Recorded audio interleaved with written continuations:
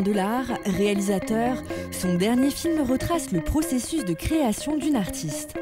Guillermo García Pedro est l'invité de Philippe Martinetti. Bonsoir Guillermo Pedro, merci d'avoir accepté notre invitation. Bonsoir, merci à vous. Vous proposez le film En contre-plongée la mer. Votre caméra se veut au plus près du processus de création de l'artiste Jeanne de Petricone. Et avant de poursuivre, de débuter notre conversation, je vous propose de regarder la bande-annonce.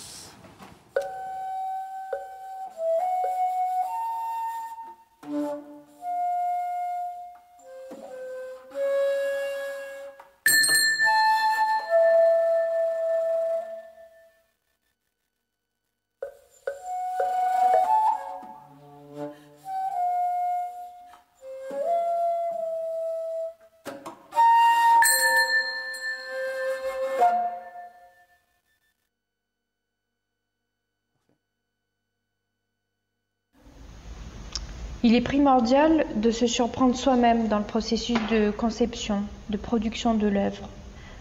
Il est très important d'être à l'écoute des matériaux. Il ne s'agit pas de créer des pièces attendues.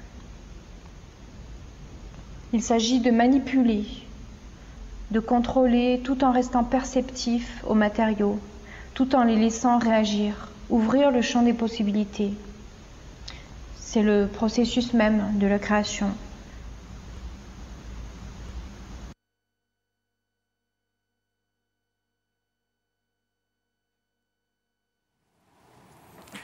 L'artiste nous dit qu'il est important d'être à l'écoute des matériaux. Et vous, comment être à l'écoute? Comment êtes-vous parvenu à être à l'écoute de l'artiste? Parce que je le répète, nous sommes au plus près du processus de création d'une artiste. Ce n'est jamais facile de capter l'essence de la création. Vous êtes à l'écoute tout le temps. Bien sûr, si. La rencontre de l'artiste, je pense que c'est une évolution assez logique de mon travail parce que je travaille avec le réel et je travaille toujours avec cette idée de la rencontre. Pour moi, la caméra, c'est un instrument de rencontre et ça a été la rencontre d'une œuvre d'art, ça a été la rencontre d'un film, un autre de mes courts-métrages, ça a été un dialogue avec un film d'Alain Resnais et pour lequel j'utilisais les propres images de ma mémoire. Alors, ça a été comme un dialogue intime avec lui. Mais pour cette fois, c'était une chose que j'ai fait en présent. Ça veut dire, j'ai travaillé avec une artiste vivante et elle était en train de développer un processus dans lequel je ne connaissais pas la fin. Je ne savais pas si elle non plus, si ça serait un succès, si ça serait une catastrophe. Alors, ça a été cette idée de que pour elle et pour moi, c'était vraiment une découverte. Le film a été vraiment quelque chose de direct, c'est lié à la télévision, cette idée de, en même temps que tu es en train de travailler, tu découvres l'œuvre. Alors c'est une idée, dans l'histoire de l'art, c'est plus lié au XXe siècle, c'est plus lié au surréalisme, par exemple. C'est le sorte de travail de Max Ernst, c'est exactement le contraire que la façon de travailler dans la Renaissance. Ça veut dire, tu n'as pas calculé toute l'œuvre jusqu'au minimum détail et tu ne sais pas la fin de ton travail, tu ne sais pas qu'est-ce qu'il va sortir. Et finalement, Max Ernst, il était en train de travailler avec le hasard. Et finalement, ça sort quelque chose et pour moi, c'est cette même idée de travailler avec les matériaux. Vous évoquez le mouvement surréalisme et le hasard, les deux. Moi, ça sonne comme un étrange écho, je le dirais ainsi, Guillermo Pedro. Ça me fait penser au livre que j'ai là, de Robert Desnos, okay. Les rayons et les ombres, cinéma. Dans cet ouvrage, il évoque le hasard du créateur, notamment quand il s'agit de filmer, de capter les œuvres d'art, l'artiste, le processus de création. Vous avez dit que le hasard était présent, ça veut dire qu'aussi votre caméra a parfois été surprise parce qu'elle captait, parce que vous voyez par votre regard. Évidemment, si, mais toujours. Je travaille d'une façon avec la caméra qui permet de transformer la réalité, vraiment. Alors, chaque fois que je suis devant une œuvre d'art, mon dernier film, mon 12e film, ça a été sur le Guernica de Picasso, et c'était l'expérience précise de faire cette rencontre regarder l'œuvre d'art d'une façon différente. Tu ne vois pas la même chose si tu es devant le tableau avec tes yeux ou si tu es avec la caméra. Tu vraiment fais un cadrage, tu fais une connexion de détails avec le mouvement de caméra. Et après, dans la salle de montage, tu peux transformer ça pour vraiment découvrir des choses et faire une analyse. Alors ça, c'est lié à mon travail comme historien de l'art. On va y revenir. Et la caméra, c'est un instrument que je pense qui peut élargir les subtils de l'histoire de l'art pour arriver à des autres lieux. Mais qu'est-ce qui a fait que vous soyez intéressé aux œuvres de Jeanne de Pétricone? Je le disais dans une précédente émission avec elle, j'ai le sentiment que ces œuvres interpellent, bousculent notre perception de l'art. Est-ce qu'il y avait cela chez vous aussi, dans un coin de votre tête, avant même que vous aviez imaginé le cinéma? Parce que le hasard a fait que, aussi, le film existe. Ces œuvres vous ont bousculé, vous ont interpellé? Exactement, si, nous nous sommes rencontrés et j'avais cette idée de faire un film processuel, ça veut dire avec un artiste vivant, parce qu'avant j'avais fait avec le Guernica de Picasso et des choses comme ça, mais aussi sur les sculptures, parce que les sculptures peuvent dialoguer avec le cinéma, ou le cinéma peut dialoguer avec les sculptures d'une façon qui est vraiment très complexe et très intéressante, et à laquelle j'étais vraiment intéressé, parce que le cinéma est un art bidimensionnel, en mouvement. Les sculptures, c'est tridimensionnel et statique. Alors, toute la façon de dialoguer entre toutes les variables qui se sont ici rencontrées, c'est vraiment, ça donne du travail et ça donne c'est passionnant de se mettre au travail. J'imagine, alors je ne suis pas artiste, mais j'imagine que tout acte de création, dans tout acte de création, il y a un côté un peu pudique. Ce qui est fort dans le film, c'est que votre caméra, justement, n'est jamais impudique. Vous êtes là, je le répète, vous captez l'essence même du travail de Jeanne de Pétricone, vous la laissez, elle bavarde presque avec la caméra, elle discute, elle dit des choses sur ses créations, sur ses œuvres. Vous n'êtes jamais impudique. Ça veut dire qu'à un moment donné, le lâcher-prise était important. Comment faire pour faire accepter la caméra, Guillermo Pedro? C'est le plus difficile, j'imagine. C'est difficile, oui, en fait. Et dans l'histoire du cinéma sur l'art, et quand un cinéaste a demandé à un artiste, il a eu vraiment des épisodes compliqués. C'est une chose que je n'ai jamais dit à Jeanne avant de faire le film, parce qu'il a eu des moments où cette rencontre a vraiment troublé l'artiste. Il a vraiment transformé le travail, mais pour le pire. Alors, c'était le film de Pollock, Jackson Pollock, dans les 51. Qui a troublé Pollock pour le reste de sa vie, en même temps qu'il l'a fait fameux, vraiment, parce que l'importance de Jackson Pollock, c'est le processus. Non? Plutôt que voir directement le tableau, pour les spectateurs de cette époque-là, de 1950, voir un Pollock par la première fois, c'était vraiment quelque chose qui n'était pas évident. Et voir son processus, voir que ça a quelque chose de rituel, ça change la perception, et c'est ça qui, finalement, l'a donné son importance. Et il a un film que j'ai étudié pour ma thèse et que pour moi c'est la clé de cette idée.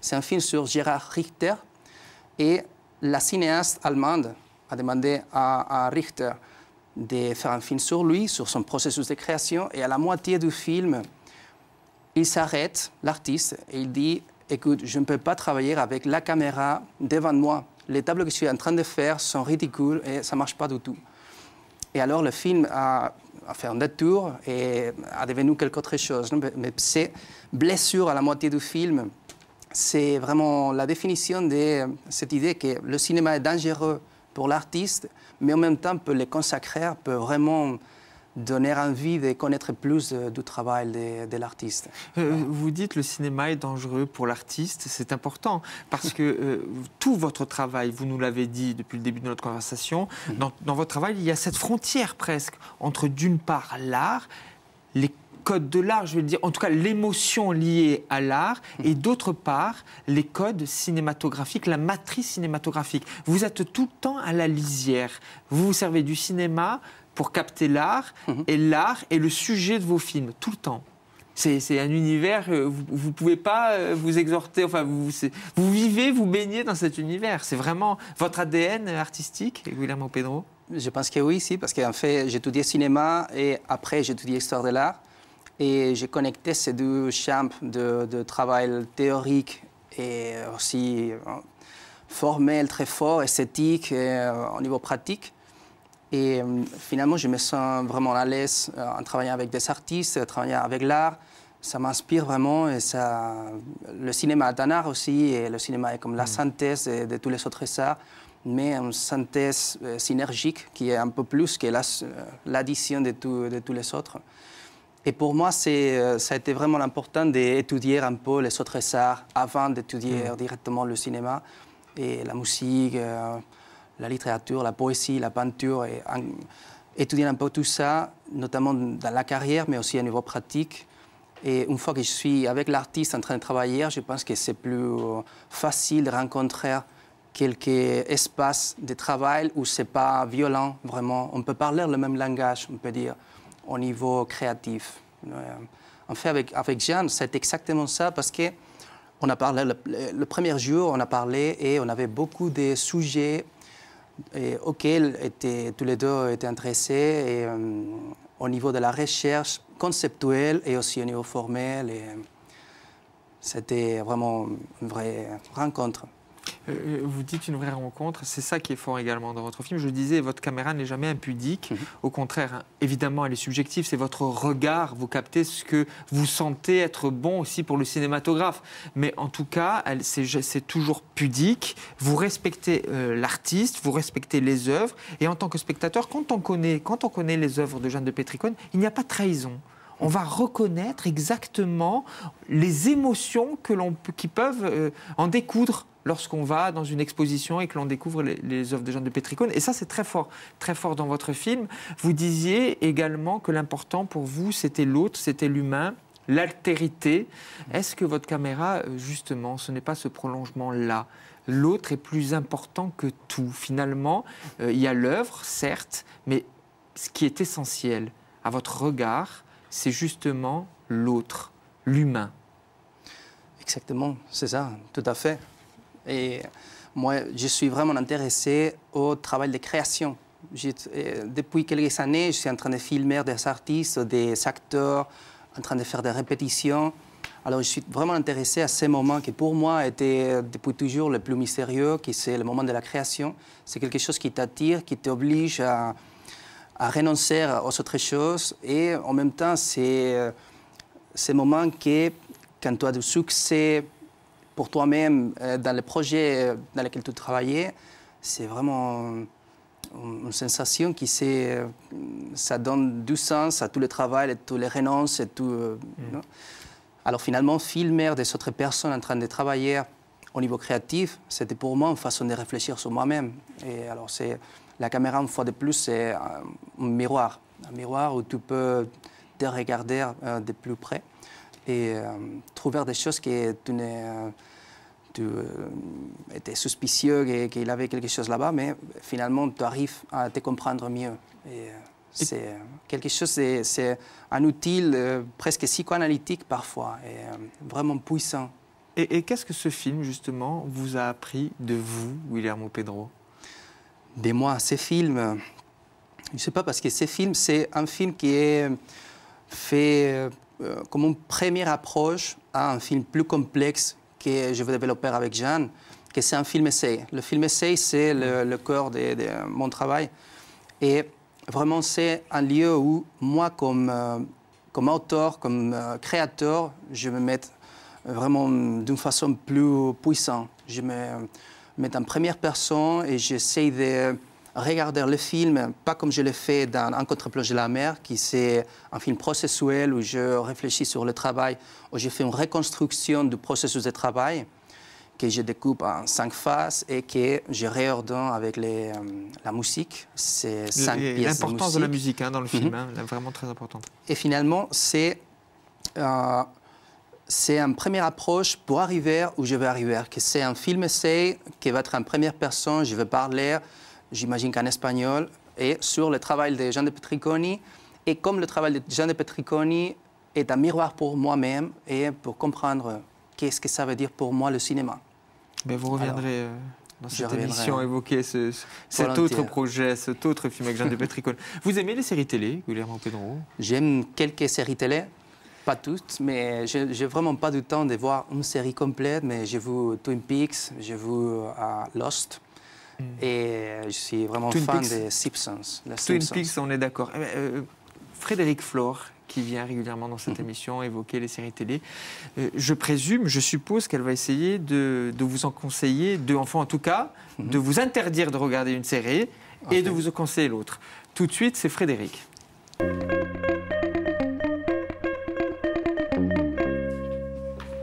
Frédéric Flore, qui vient régulièrement dans cette émission évoquer les séries télé. Bonsoir, cher Frédéric. Je suis très heureux de vous accueillir à nouveau sur notre plateau.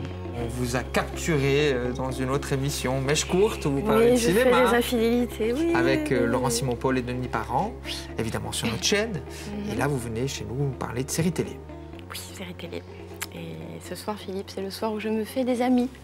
Comme il y a quelques jours. Voilà, parce que, à mon avis, les réseaux sociaux vont se liguer contre moi, puisque je m'apprête à révéler publiquement un crime de lèse-majesté, une chose innommable. Attention, non, je n'aime pas Game of Thrones. Voilà, c'est bon, tout va bien. Je crois que vos jours dans cette émission, je ne parle pas pour moi, mais vos jours dans cette émission sont comptés.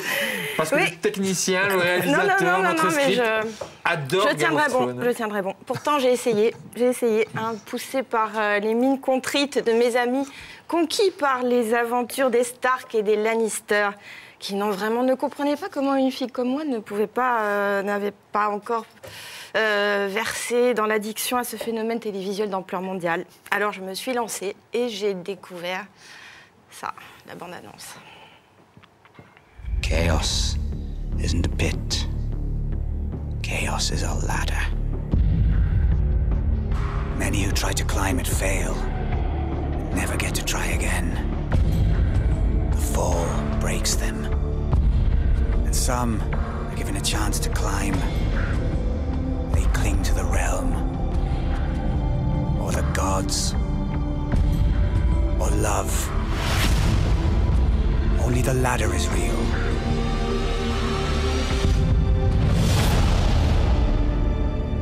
The climb is all there is.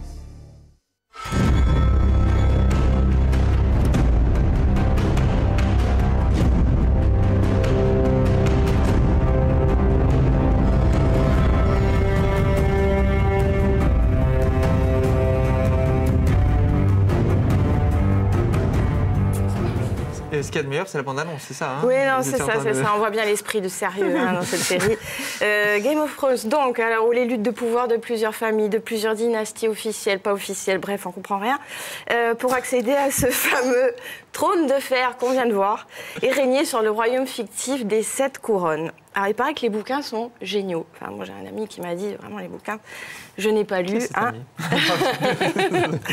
Et que l'adaptation télévisuelle ne pouvait que les appauvrir, effectivement. Alors, moi, je trouve la série très, très drôle. Mais je ne sais pas si c'est vraiment volontaire. Parce que pour moi, c'est un peu Game of Thrones.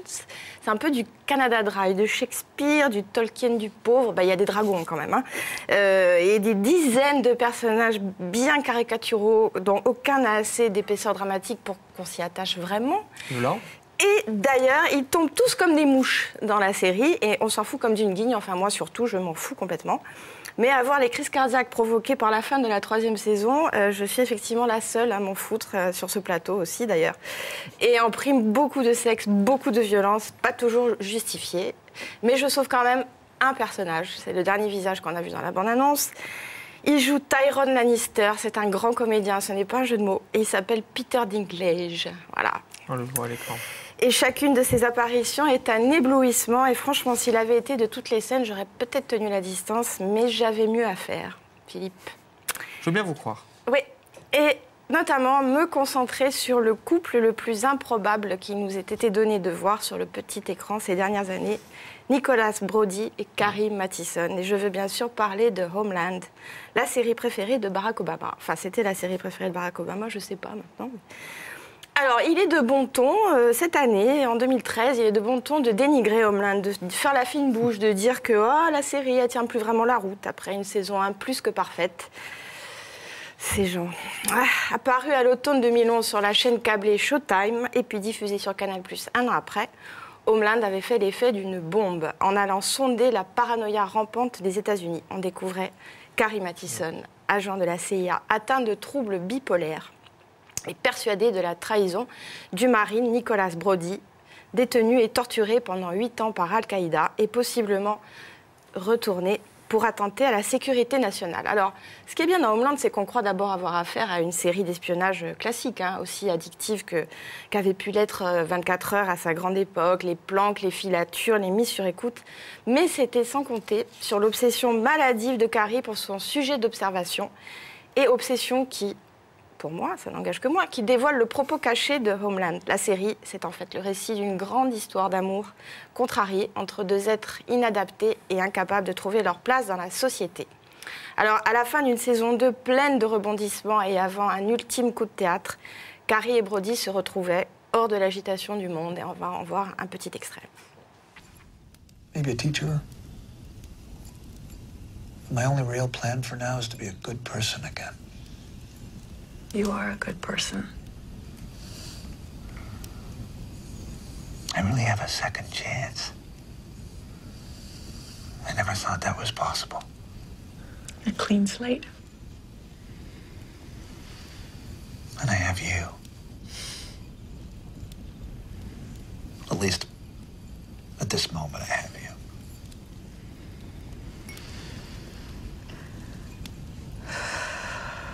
Well, if we were really serious. Well, let's just say we are.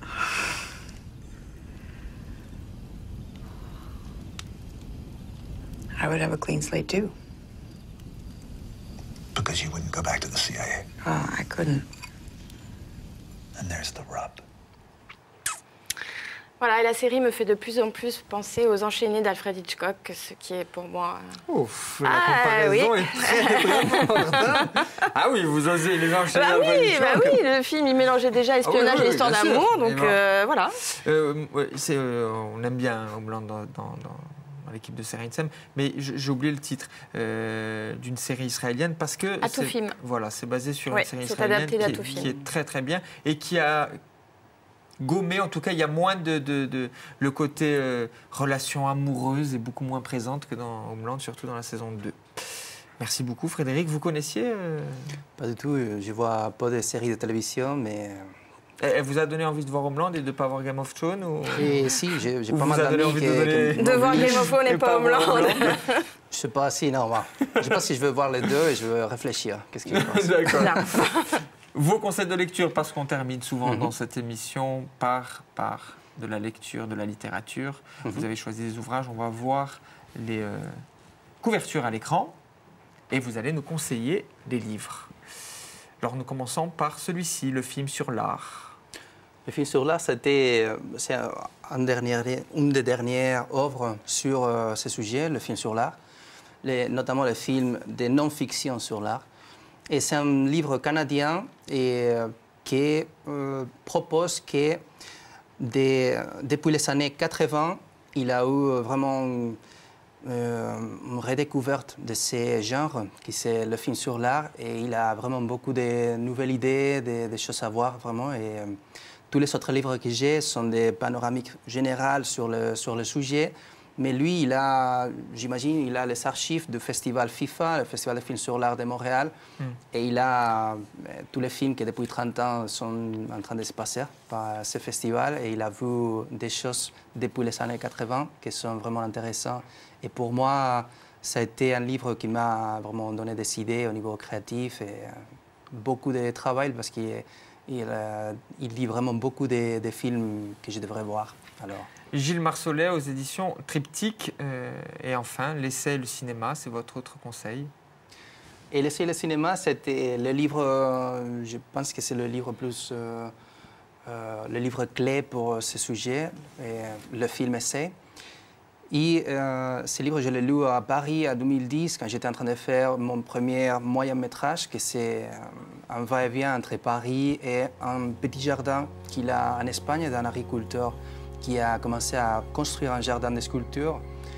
Et ça a été vraiment un livre que j'ai vraiment profité. C'est vraiment intéressant. L'essai, le cinéma. Moi, j'ai 30 secondes pour vous conseiller à l'approche des fêtes de Noël d'aller acheter ce livre-là, Dessin refusé par le New Yorker. C'est drôle, c'est piquant, enfin c'est plein de choses. Je vais vous montrer comme ça, il reste 10 secondes, c'est juste pour faire plaisir à quelques téléspectateurs amoureux du New Yorker. Il faut y aller, il faut aller l'acheter chez tout bon libraire. Et il en reste encore quelques bons libraires en Corse, n'est-ce pas Frédéric? Merci beaucoup Guillermo Pedro d'avoir accepté notre invitation et à très vite, j'espère, sur notre plateau. Merci à vous de nous avoir suivis et à très bientôt sur France 3 Corse via Stella, évidemment.